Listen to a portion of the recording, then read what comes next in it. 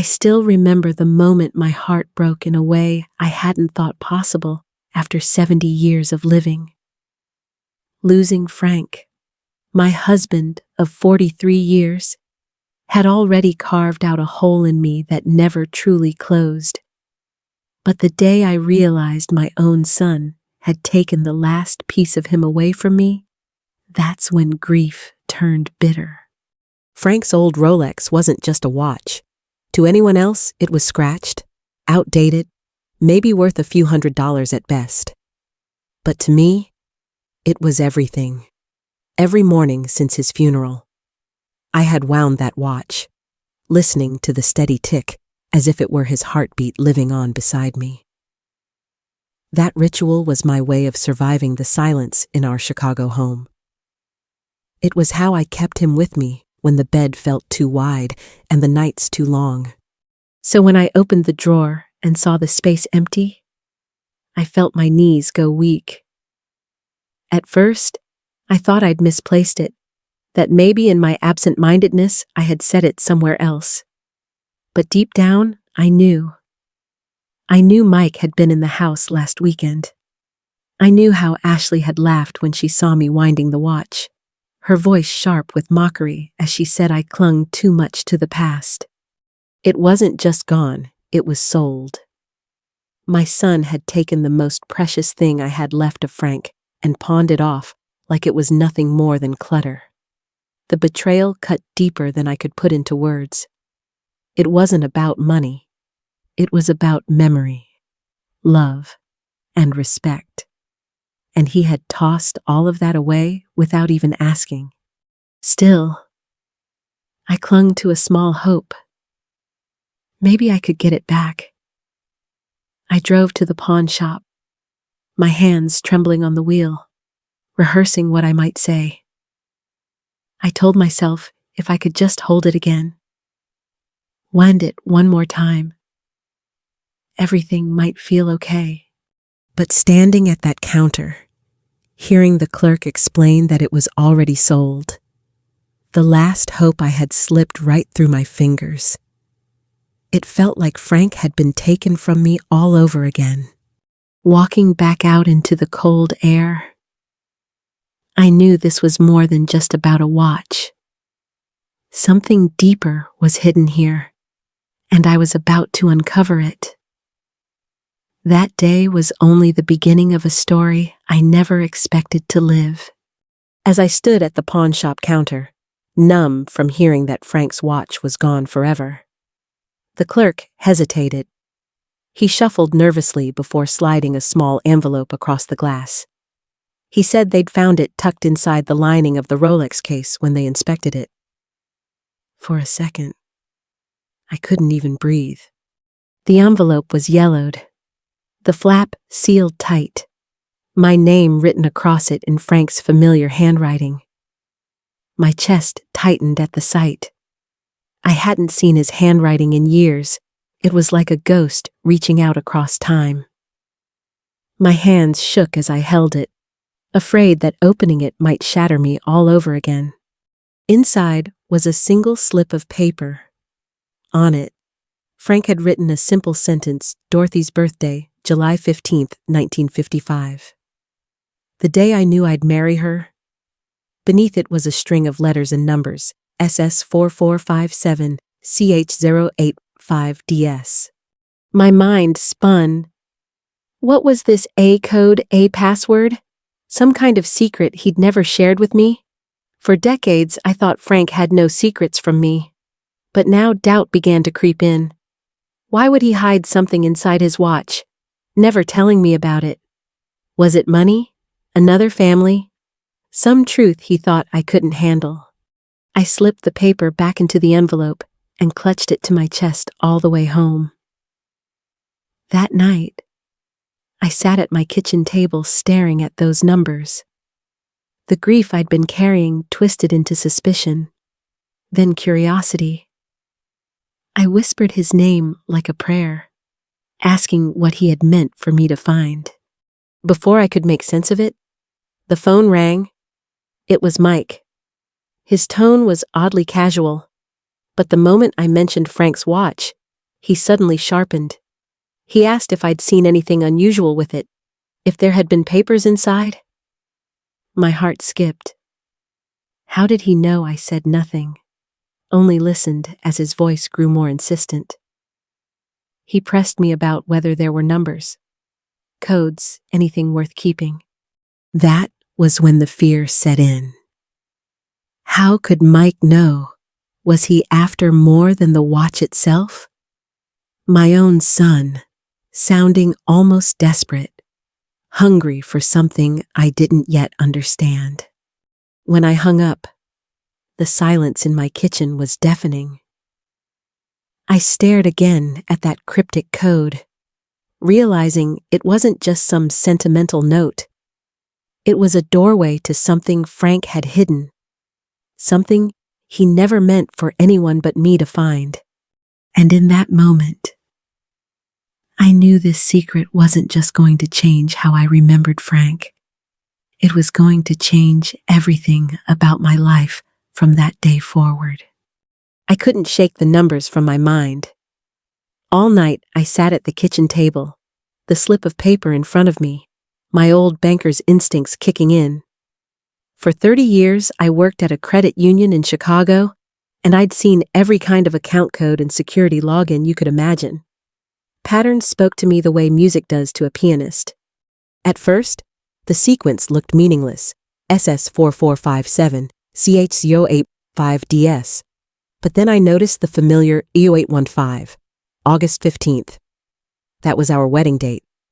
My lips trembled as I whispered it to myself. Frank had tucked our life into this code. CH, I thought of Chicago, the city where we built everything. DS Dorothy Smith, my initials before I ever became a Henderson. Piece by piece, it began to take shape, like a puzzle falling into place. The next day, I sat at my old desktop computer, my fingers stiff but steady. I searched through international bank portals, the kind I'd only dealt with briefly when clients had overseas assets. One caught my eye, a Cayman Islands bank. My pulse quickened, tentatively. I entered the sequence into their login. The screen paused, loading, and then, just like that, the page opened. I leaned closer, hardly breathing. There it was, an account in Frank's name. Balance displayed clearly $28,000. For a long moment, I couldn't move. I just stared at the number, my mind numb. $2.8 million. While I spent years clipping coupons, shopping secondhand, and stretching every dollar, Frank had quietly built this hidden fortune. The emotions crashed over me like waves. First, anger. How could he hide this from me, his wife, his partner in everything? Then shock, what else hadn't I known about the man I thought I knew better than myself? But beneath it all, a strange flicker of pride. He had done this. He had managed, somehow, to create a legacy larger than I'd ever dreamed. I pressed my hand to my chest, feeling the weight of both betrayal and awe. This wasn't just a secret.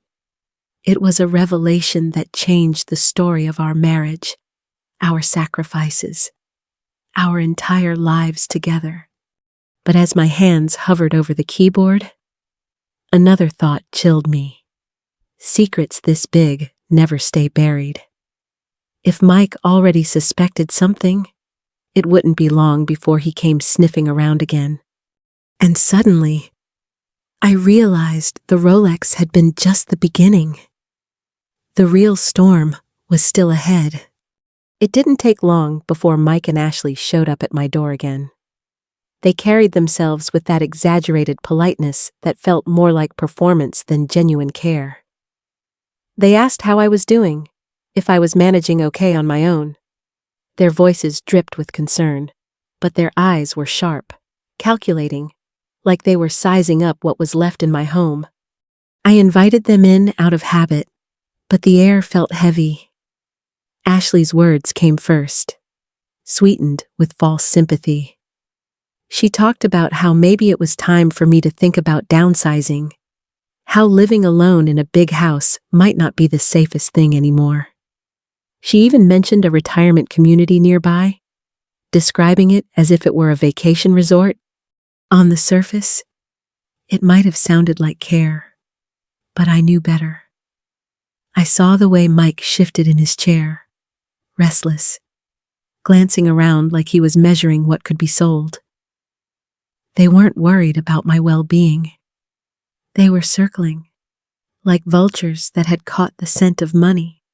As I listened, my heart ached with memories of the little boy Mike used to be. I remembered his sticky fingers reaching for mine when we crossed the street, the way he used to climb into Frank's lap to hear bedtime stories. I remembered birthday mornings when his face lit up at the sight of a homemade cake, how proud I felt watching him graduate. And now, here he was, a grown man with a practiced smile and greedy eyes, suggesting that I pack up my life and let go of the home Frank and I built. I couldn't help but wonder where I had gone wrong. How had the boy I raised with love and sacrifice turned into this man who saw me as an obstacle rather than a mother? I nodded quietly while Ashley went on. But inside, something shifted. The disappointment was sharp, almost unbearable. Yet beneath it, I felt a flicker of strength. They thought I was weak, too old, too naive to see through them. But I wasn't. I might have been grieving, but I wasn't blind. And as I watched them spin their lies about retirement and safety, I made a silent promise to myself. If Frank had left me with the burden of his secrets, I would carry them, and I would protect what was mine, no matter how much my own son tried to take it from me. The night after Mike and Ashley left, I couldn't sleep. Their voices replayed in my head, every word about retirement homes and downsizing echoing with greed. I lay awake, staring at the ceiling, Frank's code burning in my mind, the Cayman account still glowing on my computer screen. I knew I had to dig deeper. If there was money hidden there, I needed to understand why. So, the next morning, I brewed myself a strong cup of coffee and sat down at the desk Frank once used to pay our bills. I opened the account again, this time clicking through every detail I could access. The records stretched back decades.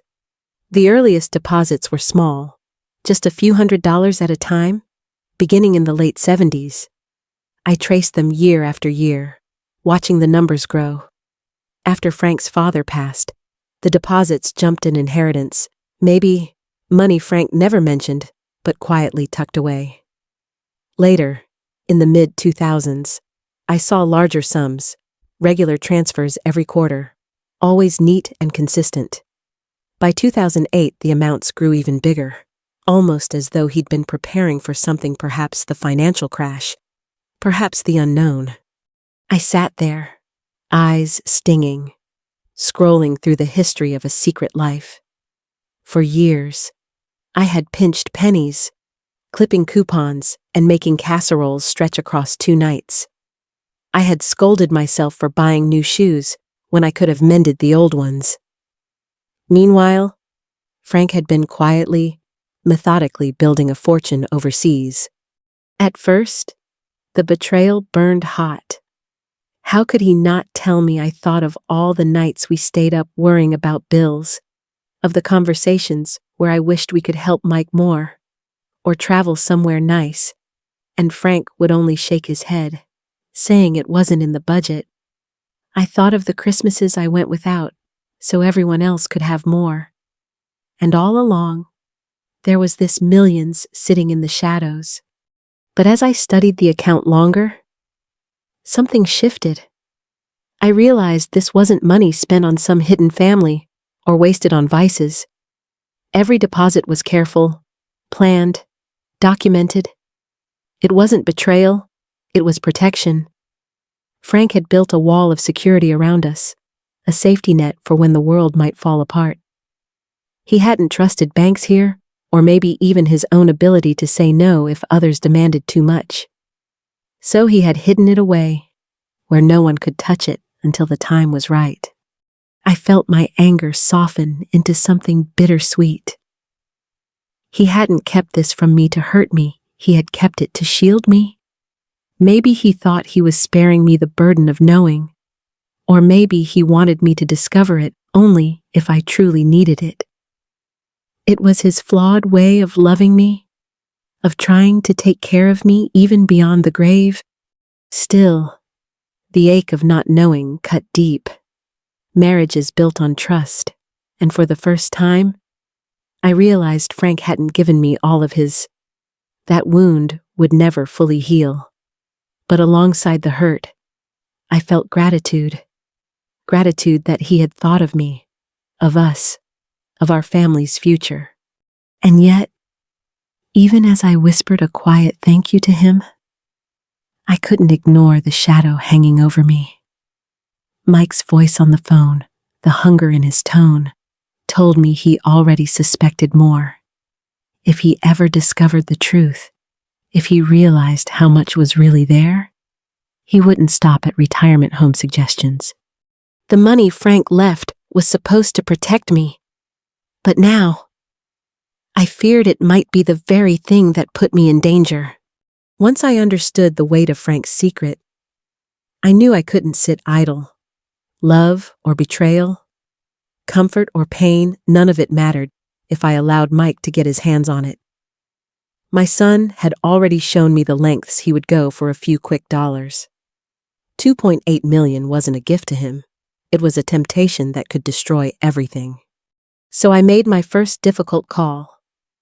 I reached out to an old acquaintance, a lawyer I trusted from my banking days. I explained enough to make my intentions clear, though I left out the more fragile details. Within a week, I had the money legally protected, transferred into my name with every safeguard possible.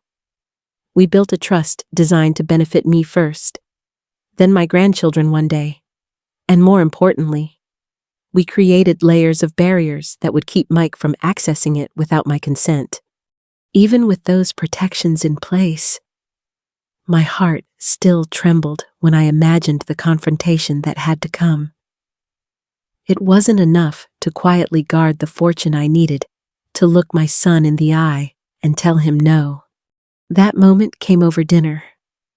I invited Mike, Ashley, and the kids over, setting the table as though it were any other Sunday meal. My hands shook as I laid out the plates, but once I sat down across from him, something inside me settled. For the first time since Frank's death, I felt steady. Mike tried to dance around the subject, asking about my health, about the house, about my plans. I listened, letting him circle, until I finally met his gaze. And then, with a calmness that surprised even me, I told him I knew what he wanted, that the watch was only the beginning, that I had seen the hunger in his eyes, and I wasn't going to let him feed it. The words came slowly, but each one carried the weight of decades of motherhood. I told him I had secured what his father left behind. I told him I would not be bullied, manipulated, or pushed into decisions against my will. I reminded him that I was still his mother, and I would not be treated like a helpless old woman who didn't know better. Inside, my fear fluttered like a bird against its cage. But on the outside, I held firm. For once, Mike had no clever retort, no smirk, no excuse. He sat there, stunned, as if he didn't recognize the woman across from him. That night, I walked away from the table knowing something had changed.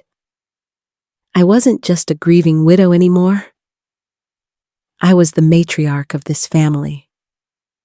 and it was time my son remembered it. In the weeks that followed that dinner, I felt a peace I hadn't known in a long time. For months, I had been living in a fog of grief, anger, and suspicion. But now, there was clarity. I had taken the steps I needed to protect myself, and for the first time since Frank's death, I felt like I was standing on solid ground again. With my lawyer's help, we finalized the trust. It was simple but powerful. The funds were safeguarded for me as long as I lived, and when my time came, they would pass directly to my grandchildren. Not to Mike, not to Ashley, straight to the next generation. To the children who still looked at me with innocence, who hadn't yet been poisoned by greed. Knowing that Emma and Jacob would one day have a secure future gave me a sense of calm I can't even describe. It wasn't just about money. It was about restoring balance, about making sure Frank's hard work didn't become fuel for family destruction. He had built this fortune in silence, and though I may never fully understand why he kept it from me, I finally accepted that his intentions had been rooted in love. He wasn't trying to shut me out. He was trying to hold me up, in his flawed, secretive way. He had been thinking of me all along. That realization softened me. I stopped seeing the Cayman account as a betrayal and began seeing it as Frank's final act of devotion. It didn't erase the pain of his secrecy, but it reminded me of something bigger. Love isn't perfect. It's messy, complicated, sometimes clumsy, but it leaves traces, even in the strangest of places, like a coded note hidden inside an old Rolex. As for Mike, things between us are distant. He hasn't forgiven me for cutting him out, and maybe he never will, but I've come to terms with that. I raised him, I loved him, and I gave him every chance to be the man his father and I hoped he would be. What he chose instead was his burden, not mine. Loving someone doesn't mean surrendering to them. Sometimes love has to be paired with boundaries, with firm lines drawn in the sand. That was the hardest lesson for me, that family isn't about blind trust. It's about trust balanced with protection. You can care deeply for someone and still refuse to hand them the keys to your life. In fact, sometimes that refusal is the most loving thing you can do for them and for yourself. Now, when I sit in Frank's chair with a cup of tea, I don't feel only grief anymore. I feel strength. I know that he left me with more than memories. He left me with the resources to stand tall and the courage to protect what matters. And maybe, just maybe, he left me with the reminder that I am stronger than I ever believed. I don't know what the future holds, but I do know this: the story of Frank's hidden fortune isn't just about money. It's about resilience, about discovering the power you still have, even when life tries to strip everything away. And as I share this with you, I wonder, what would you do if the people closest to you betrayed your trust? How far would you go to protect what matters most? If my story has touched you, I'd love for you to share it. Leave a comment. Tell me what you think.